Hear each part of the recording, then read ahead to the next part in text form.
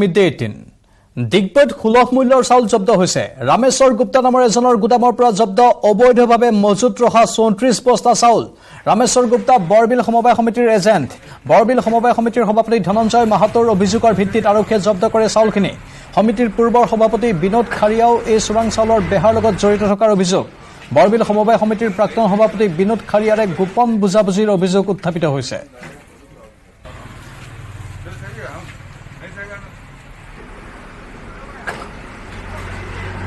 আমি চাল পালোঁ একচুৱেলি আমি 34 বেগ পাইছিলোঁ চাল এতিয়া খোলাখুলিৰ কাৰণে 26 বেগ আমি চাল ইয়াৰ পৰা পুলিচে চেজ কৰিছে বুলি জানিব পাৰিছোঁ এতিয়া এইটোতো চাল যদি এতিয়া এপ্ৰিল আৰু মে' মাহৰ চাল অলৰেডি তাত দিয়া হৈ গ'ল বুলি কৈছে দিয়াৰ পাছত যদি ইমান বেগ চাল থাকি যায় সেইটো ইলিগেল চাল চৰকাৰে চাল দিছে ৰাইজক খাবৰ কাৰণে দিছে দুখীয়া মানুহে খাবৰ কাৰণে দিছে এইটোতো চালটো থ'ব দিয়া নাই দোকানৰ ভিতৰত জমা কৰি থ'বৰ কাৰণে ৰাজ্যত বৰ্তমানে অব্যাহত চোৰাংকৈ গৰু সৰবৰাহ কৰাত দুষ্কাৰ্য ন কৌশলেৰে অসাধু চক্ৰই গৰু সৰবৰাহৰ চেষ্টা চলাই আহিছে ধেমাজি 15 নম্বৰ ৰাষ্ট্ৰীয় ঘাইপথৰ হাতীগড়ত চোৰাংকৈ সৰবৰাহ কৰা এখন ট্ৰাকৰ পৰা 25টাকৈ গৰু জব্দ কৰা হৈছে অবৈধভাৱে গৰুসমূহ কঢ়িয়াই নিয়া ট্ৰাকখন স্থানীয় ৰাইজে জব্দ কৰি আৰক্ষীক সমঝাই দিয়ে অৱশ্যে ট্ৰাকখনৰ চালক আৰু হেণ্ডিমেন বৰ্তমান পলাতক অৱস্থাত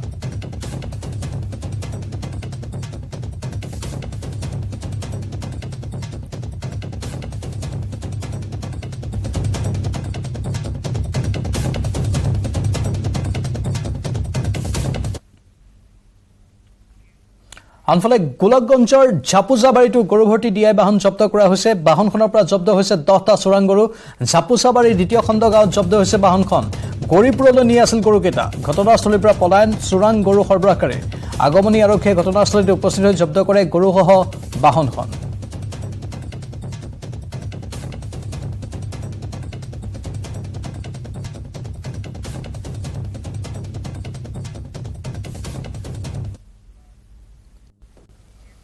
বাক্সাৰ বিভিন্ন প্ৰান্ততো অব্যাহত আছে গৰু চোৰৰ সন্ত্ৰাস প্ৰতিদিনে নিশা গৰু চোৰৰ বৃহৎ চক্ৰই নিদ্ৰা হৰণ কৰিছে কৃষিজীৱী গয়াক বাক্সাৰ কুমাৰীকাটা আৰক্ষীৰ জালত পৰিছে 2 গৰু চোৰ কুমাৰীকাটাৰ খৈৰাণী গাঁৱৰ শ্যামলাল কিস্কু নামৰ লোকজনৰ ঘৰৰ পৰা নিশা গৰু চুৰি কৰি বাগানপাৰা দিশত গৈ থকা অৱস্থাত একাংশ লোকে চোৰ দুটাক প্ৰত্যক্ষ কৰি সন্দেহ উপজে পিছত ৰাইজে গৰুসহ চোৰ দুটাক উত্তম মাধ্যম দি বাগানপাৰা আৰক্ষীক গতাই দিয়ে পৰৱৰ্তী সময়ত বাগানপাৰা আৰক্ষীয়ে চোৰ দুটাক কুমাৰীকাটা আৰক্ষীক সমঝাই দিয়ে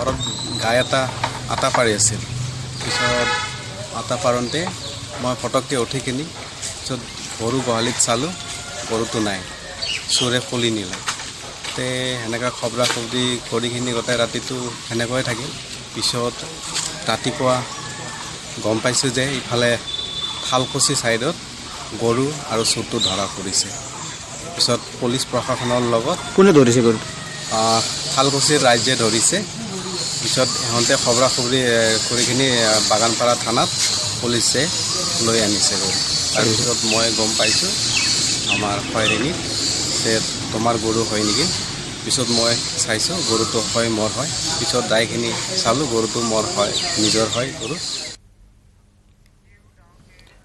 লখৰাৰ কেন্দ্ৰীয় কাৰাগাৰত 3টা পৃথক দলৰ 4 বিধায়ক উপস্থিত বিধায়ক তেৰজ গোৱালাৰ নেতৃত্বত উপস্থিত হোৱা দলটোত আছে CPIMৰ বিধায়ক মনোৰঞ্জন তালুকদাৰ বিজেপি বিধায়ক মিহিৰ কান্তি সোম আৰু AIUDFৰ বিধায়ক নিজামুদ্দিন চৌধুৰী দলটোৱে কেন্দ্ৰীয় কাৰাগাৰৰ পৰিৱেশ পৰ্যবেক্ষণ কৰে কাৰাগাৰ কৰ্তৃপক্ষৰ বিৰুদ্ধে অভিযোগ কৰি বিধানসভাৰ অধ্যক্ষক অভিযোগ দাখিল কৰিছিল বিধায়ক শ্বেৰমান আলীৰ সৈতে কাৰাগাৰত আবদ্ধ হোৱা 27 জন কাৰাৰুদ্ধ হয় ইয়াৰ পিছতে অভিযোগৰ তদন্ত কৰিবলৈ 4 বিধায়কক দায়িত্ব দিছিল বিধানসভাৰ অধ্যক্ষই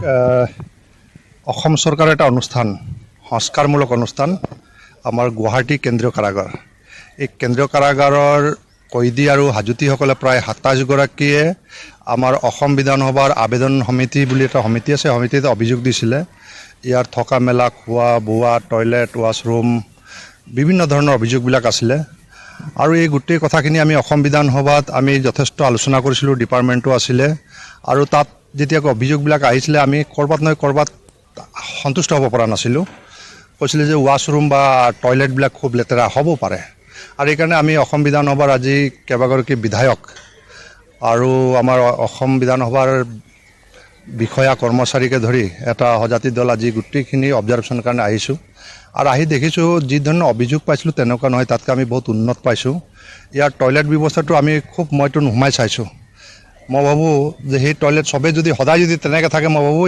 ইয়াৰ পৰা আমি শিকি যাবলগীয়া আছে যিসকল হাজোতী বা কয়দী ইয়াত আছে যে ঘৰত গৈ স্বচ্ছ ভাৰতৰ নামত মাননীয় প্ৰধানমন্ত্ৰীয়ে যিটো টয়লেট দিছে সেই টয়লেটটো নিজে চাফা কৰিব ইয়াত মই সুধিছোঁ কৈছে আমি নিজে চাফা কৰোঁ পানীৰ অভাৱৰ কথা কৈছিলে পানী অলপ কাৰিকৰী কাৰণত অলপ পানীৰ অভাৱ আছে তথাপিও চাফিচিয়েণ্ট পানী পাইছে খোৱা বোৱাটো আমি দেখিছোঁ একদম ৰাইট টাইমত আহিছোঁ খোৱা বোৱাৰ যথেষ্ট প্ৰায় ১৮০০ মানুহৰ ইয়াত খোৱা বোৱা বনাইছে মাহেকত তেওঁলোকক মাংস দিছে কণী দিছে মাছ দিছে গতিকে যিখিনি জেল মেনুৱেল আছে মোটামুটি দিছে বুলি আমাক জনাইছে আৰু আমি কয়দীসকলক সুধিছোঁ তেওঁলোকে কৈছে আমি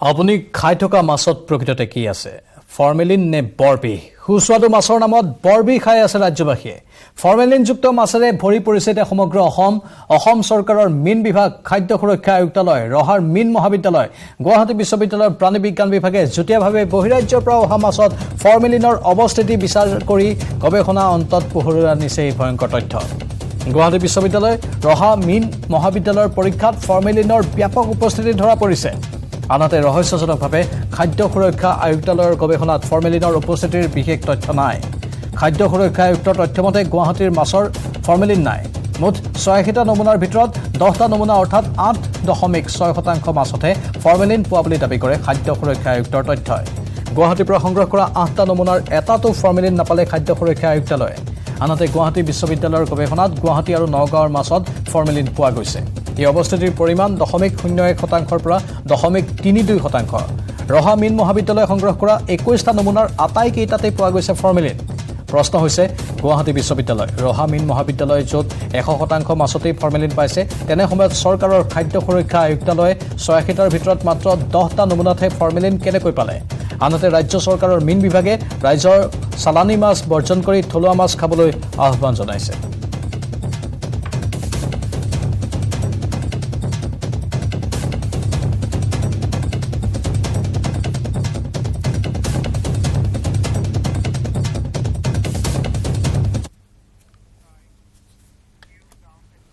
ৰহাৰ মীন মহাবিদ্যালয় আৰু গুৱাহাটী বিশ্ববিদ্যালয়ৰ প্ৰাণী বিজ্ঞান বিভাগৰ অধ্যয়নৰ বিপৰীতে চৰকাৰৰ খাদ্য সুৰক্ষা আয়ুক্তালয়ৰ অধ্যয়নত ধৰা পৰিছে অতি সামান্য পৰিমাণৰ ফৰ্মেলিন অসমৰ বিভিন্ন জিলাৰ ভিন্ন স্থানৰ পৰা খাদ্য সুৰক্ষা আয়ুক্তালয়ে ৮৬টা নমুনা সংগ্ৰহ কৰিছিল ইয়াৰে 10টা নমুনাত ফৰ্মেলিনৰ অৱস্থিতি পোৱা গৈছে এই 10টাৰ ভিতৰত ধেমাজি 1 বৰপেটা 2 নগাঁও 2 বিজনী 1 দৰং 2 ধুবুৰী 1 বঙাইগাঁৱত এটা নমুনাত ফৰ্মেলিনৰ অৱস্থিতি ধৰা পৰিছিল যি ঠাইত পোৱা গৈছে তাৰ বিৰুদ্ধে আইনী ব্যৱস্থা গ্ৰহণ প্ৰক্ৰিয়া আৰম্ভ হৈছে কিন্তু এতিয়াও স্পষ্ট তথ্য নাই যে ক'ত কেনেকৈ ফৰ্মেলিন মিহলোৱা হৈছিল মাছত প্ৰতিখন জিলালৈ টেষ্ট কিট দিয়া হ'ব যাৰ জৰিয়তে অভিযান চলোৱা হ'ব উল্লেখযোগ্য যে গুৱাহাটীৰ পৰা 8টা নমুনা সংগ্ৰহ কৰা হৈছিল যদিও এটাও নমুনাত পোৱা নগ'ল ফৰ্মেলিন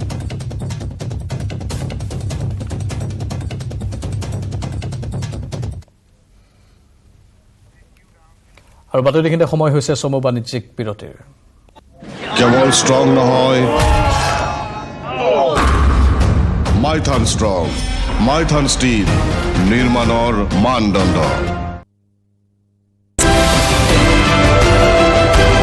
আশা কৰিছোঁ এই অভিযানে অনাগত ২৪ৰ লোকসভা নিৰ্বাচনত খুব ভাল ফলাফল দেখুৱাব আৰু প্ৰধানমন্ত্ৰী মোদী ডাঙৰীয়াৰ নেতৃত্বত তৃতীয়বাৰৰ কাৰণে আকৌ ভাৰতীয় জনতা পাৰ্টীৰ মিত্ৰজোঁট চৰকাৰ হ'ব তৃতীয়বাৰৰ বাবে মোদী চৰকাৰ হোক বা নহওক অনাগত লোকসভা নিৰ্বাচনক লক্ষ্য কৰি বিজেপিয়ে ইতিমধ্যে আৰম্ভ কৰিছে মহাসংযোগ অভিযান বিজেপিৰ অভিযানৰ বিপৰীতে কংগ্ৰেছো সাজু হৈছে ৰাজ্যৰ প্ৰতিটো সমষ্টিতে ৰাজহুৱা সভা পাতিবলৈ। বিপুল বৰ্মনৰ report, news 18 Assam north east. উভতি আহিছোঁ বাতৰিৰ মাজলৈ। ওৰাং ৰাষ্ট্ৰীয় উদ্যানত প্ৰশাসনৰ উচ্ছেদ অব্যাহত আছে। মঙলবাৰে দৰঙৰ ওৰাং ৰাষ্ট্ৰীয় উদ্যানৰ 7টাকৈ চৰত শান্তিপূৰ্ণভাৱে উচ্ছেদ চলোৱাৰ পিছত আজি বাকী থকা 4টা চৰ অঞ্চলতো আৰম্ভ হৈছে উচ্ছেদ অভিযান। মঙলবাৰে দৰঙৰ দলগাঁও ৰাজচক্ৰৰ গেৰিমাৰী চৰ, নাঙলী চৰ, হামু চৰ, নবু চৰ, ডিম্মু চৰ, কাছেম চৰ, কাবৌতলি চৰৰ 858টা গৃহ উচ্ছেদ কৰাৰ লগতে 5099 বিঘা ভূমি উচ্ছেদ চলোৱা হ'ল। আজি 4টা চৰত উচ্ছেদৰ লগতে খেতিপথাৰসমূহ নষ্ট কৰা হৈছে।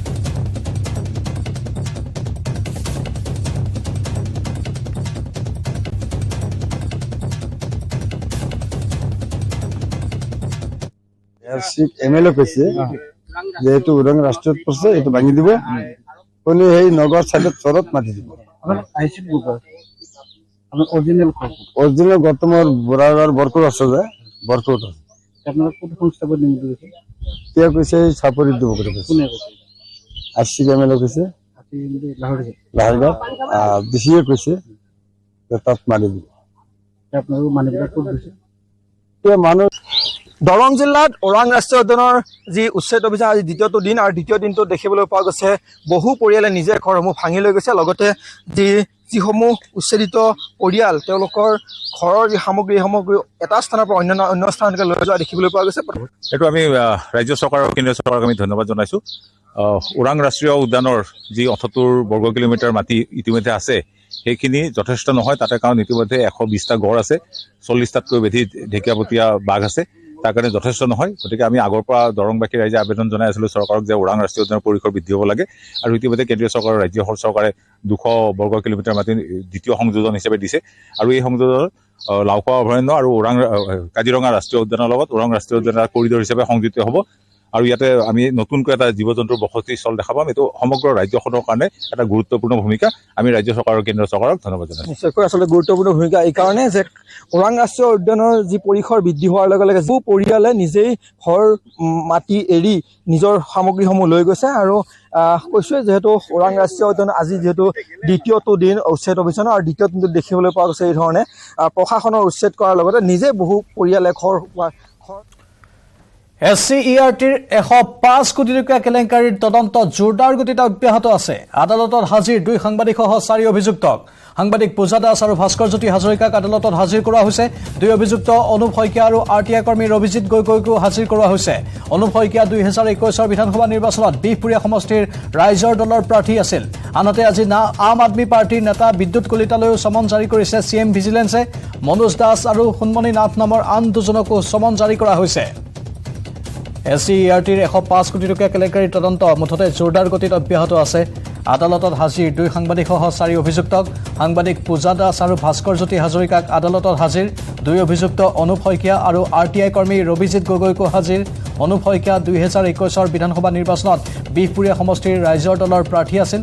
আনহাতে আজি আম আদমী পাৰ্টীৰ নেতা বিদ্যুৎ কলিতালৈও সমন জাৰি কৰিছে CM ভিজিলেন্সে। মনোজ দাস আৰু সোণমণি নাথ নামৰ আন 2জনকো সমন জাৰি কৰা হৈছে।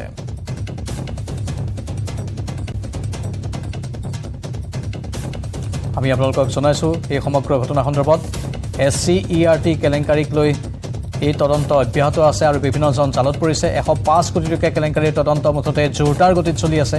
আদালতত হাজিৰ হৈছে 2 সাংবাদিকসহ 4 অভিযুক্ত। সাংবাদিক পূজা দাস আৰু ভাস্কৰজ্যোতি হাজৰিকাক আদালতত হাজিৰ কৰোৱা হৈছে। 2 অভিযুক্ত অনুপ শইকীয়া আৰু RTI কৰ্মী ৰবিজিৎ গগৈকো হাজিৰ কৰোৱা হৈছে। অনুপ শইকীয়া 2021 বিধানসভা নিৰ্বাচনত বিহপুৰীয়া সমষ্টিৰ ৰাইজৰ দলৰ প্ৰাৰ্থী আছিল। আনহাতে আজি আম আদমী পাৰ্টীৰ নেতা বিদ্যুৎ কলিতালৈও সমন জাৰি কৰিছে CM ভিজিলেন্সে। মনোজ দাস আৰু সোণমণি নাথ নামৰ আন 2জনকো সমন জাৰি কৰা হৈছে। ইতিমধ্যে নিউজ 18 অসম নৰ্থ ইষ্ট কৰ্তৃপক্ষই সমগ্ৰ ঘটনাক দুৰ্ভাগ্যজনক আখ্যা দিয়ে। লগতে সাংবাদিক ভাস্কৰজ্যোতি হাজৰিকাৰ গ্ৰেপ্তাৰৰ পিছতে নিউজ 18 অসম নৰ্থ ইষ্টৰ তৰফৰ পৰা তাৎক্ষণিকভাৱে অব্যাহতি দিয়া হয় বুলি টুইটত উল্লেখ কৰা হৈছে। আমি পুনৰ জনাইছোঁ, ইতিমধ্যে নিউজ 18 অসম নৰ্থ ইষ্ট কৰ্তৃপক্ষই সমগ্ৰ ঘটনাক দুৰ্ভাগ্যজনক আখ্যা দিয়ে। লগতে সাংবাদিক ভাস্কৰজ্যোতি হাজৰিকাৰ গ্ৰেপ্তাৰৰ পিছতে নিউজ 18 অসম নৰ্থ ইষ্টৰ তৰফৰ পৰা তাৎক্ষণিকভাৱে অব্যাহতি দিয়া হয় বুলি টুইটটোত উল্লেখ কৰা হৈছে।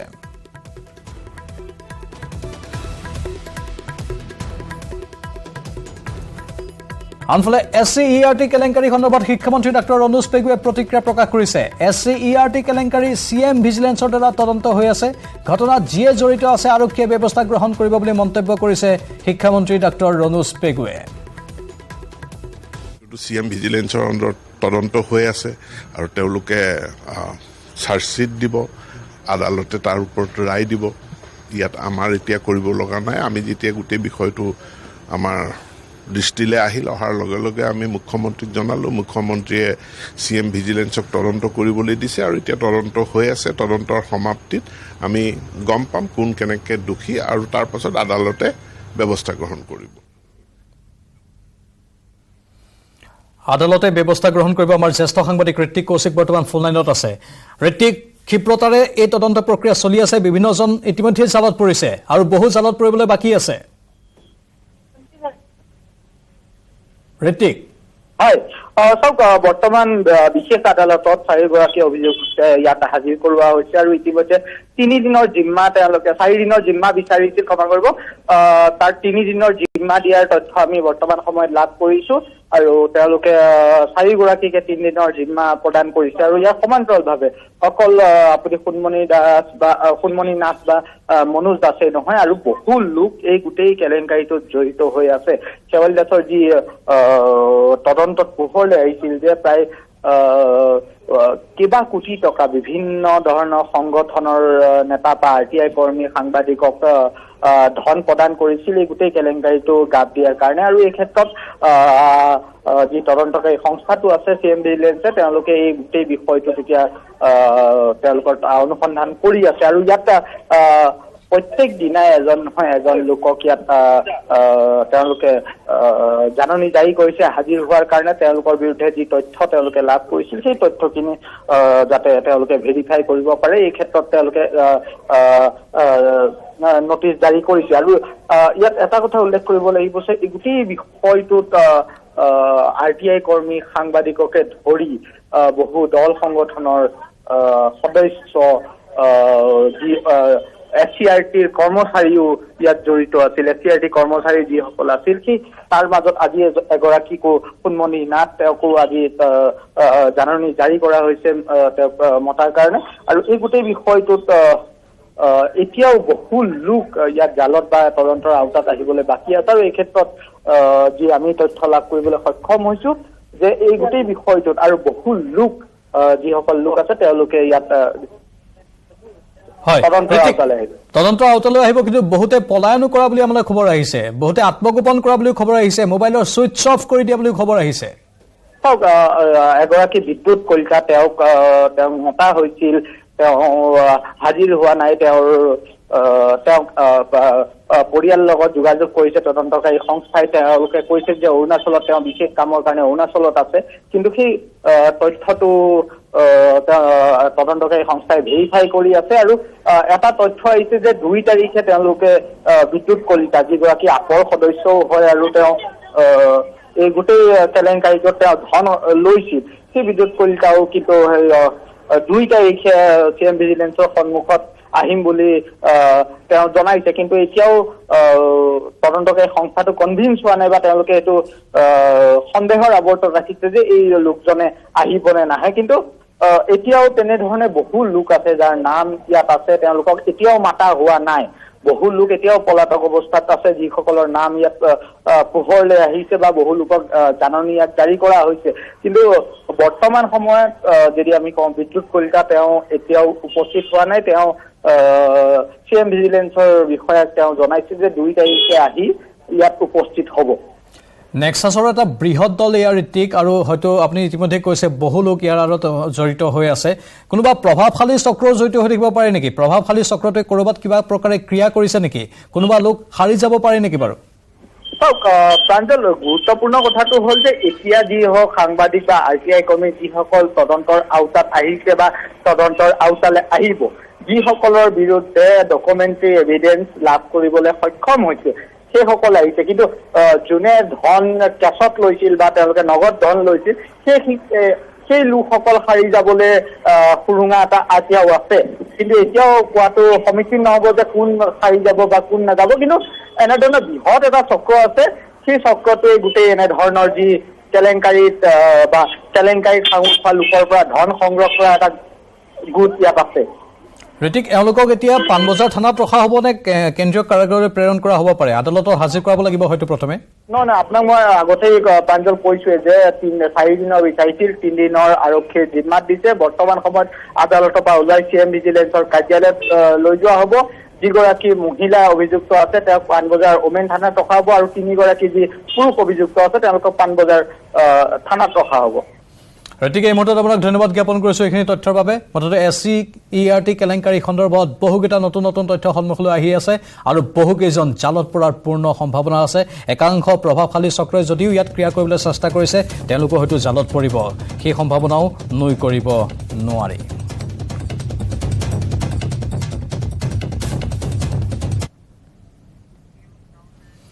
জোনমণি ৰাভাৰ ৰহস্যজনক মৃত্যুৰ তদন্তৰ দাবীত টংলাত মুণ্ডন কাৰ্যসূচী। ৰাভা জাতীয় অনুষ্ঠানৰ সহযোগত নিখিল ৰাভা ছাত্ৰ সন্থাই মূৰৰ চুলি খুৰাই প্ৰতিবাদ সাব্যস্ত কৰে।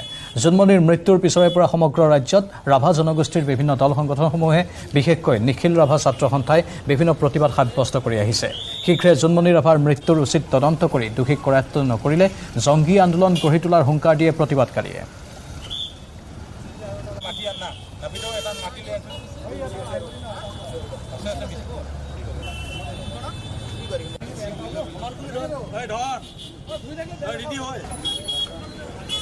এয়া মুণ্ডন কাৰ্যসূচী। জোনমণি ৰাভাৰ ৰহস্যজনক মৃত্যুৰ তদন্তৰ দাবীত টংলাত এই মুণ্ডন কাৰ্যসূচী গ্ৰহণ কৰা হৈছে।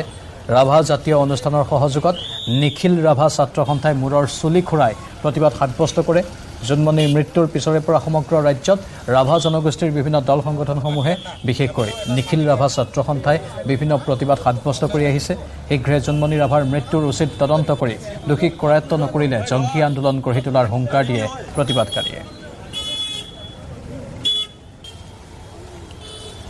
আৰু এই সন্দৰ্ভতে আমাৰ সাংবাদিক ৰিপুঞ্জ নাথৰ এক প্ৰতিবেদন আগবঢ়াই বিদায় লৈছোঁ এতিয়া বাতৰিৰ পৰা।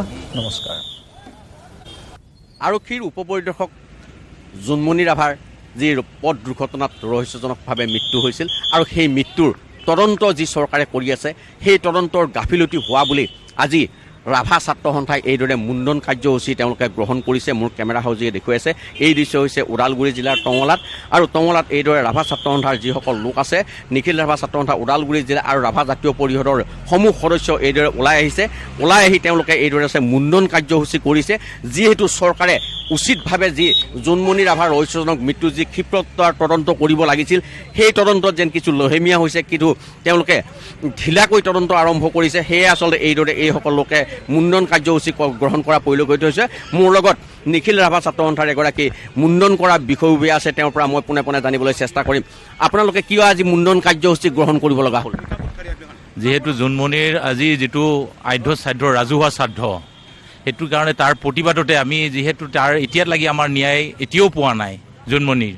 এই জোনমণিৰ যিহেতু ৰাজহুৱা শ্ৰাদ্ধত আমি ভাবিছোঁ তেওঁৰ যিহেতু আমাৰ যিটো পৰম্পৰা নিয়ম, আমাৰ ৰাভাসকলৰ বা শ্ৰাদ্ধৰ নিয়ম, যিটো যিহেতু 10 দিনত দহা 11 দিনত হৈ গ'ল, এইটো যিটো ৰাজহুৱা যিটো শ্ৰাদ্ধ, যিহেতু তাত আজি গুৱাহাটীত ৰাইজৰ ৰাজহুৱা শ্ৰাদ্ধ যিটো আহ্বান কৰিছে, তাৰ প্ৰতিবাদতে যিহেতু জোনমণি হত্যাকাৰীত এতিয়াও কৰায়ত্ব কৰা নাই, যিহেতু এতিয়াও খোলাকৈ ঘূৰি থকাৰ পিছতো যিহেতু আমি প্ৰতিবাদ কৰি থকাৰ পিছতো কোনো ধৰণৰ যি দোষী তেওঁলোকক গ্ৰেপ্তাৰ কৰা নাই, তাৰ প্ৰতিবাদতে আজি আমাৰ মুণ্ডন কাৰ্যসূচী কৰিছোঁ। যিহেতু আপোনালোকে অসমৰ বিভিন্ন প্ৰান্তত আপোনালোকে বিভিন্ন প্ৰতিবাদী কাৰ্যসূচী কৰিলে, সঠিকভাৱে কি আপোনালোকৰ এই তদন্তটো সঠিকভাৱে হোৱা নাই নেকি? নাই হোৱা, এতিয়াও হোৱা নাই। যিহেতু CID তদন্ত কৰাৰ পিছত CBIক দিয়াবলৈ গৈছে, CBIক দিয়াৰ যিটো হস্তক্ষেপ দিব লাগে, তেওঁতো এতিয়াও CBIৰ যিটো তদন্ত, CBI তদন্ত আমি এতিয়াও কৰা দেখা নাই, তেওঁলোকক এতিয়াও হস্তান্তৰ কৰা নাই।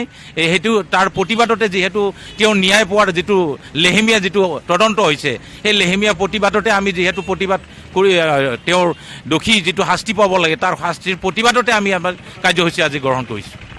কি ক'ব? কিয় কেৱল ষ্ট্ৰং নহয়,